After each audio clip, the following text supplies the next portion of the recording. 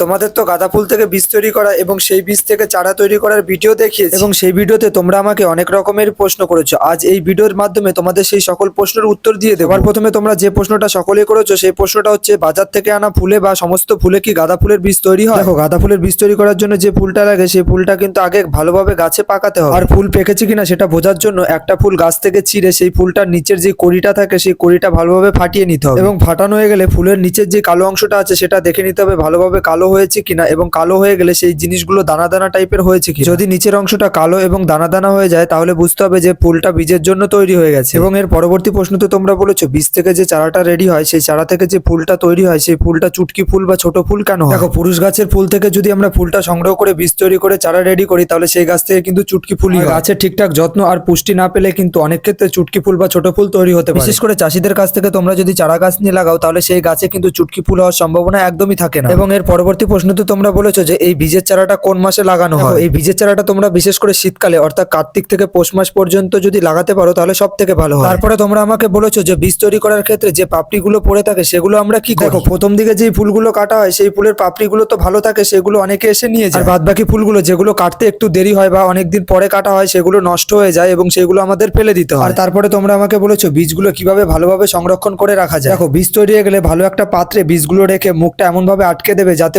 ভিতরে হাওয়া বা জল প্রবেশ না করতে পারে। এইভাবে যদি তোমরা বীজগুলো রেখে দাও তাহলে 1 বছর পর্যন্ত বীজের কোনো ক্ষতি হয়। আর হ্যাঁ, গাঁদা ফুল গাছ কিন্তু সবসময় বালি মাটি একটু বেশি পছন্দ করে, তাই সবসময় চেষ্টা করবে বালি মাটিতে গাঁদা ফুল গাছ লাগানো। দেখো, বেশিরভাগ তোমরা যে প্রশ্নগুলো করেছো সেই প্রশ্নের উত্তর আমি এই ভিডিওতে দিয়ে দিলাম। এর বাইরে যদি তোমাদের কোনো কিছু জানার থাকে অবশ্যই কমেন্ট করো, আমি জানিয়ে দেবো।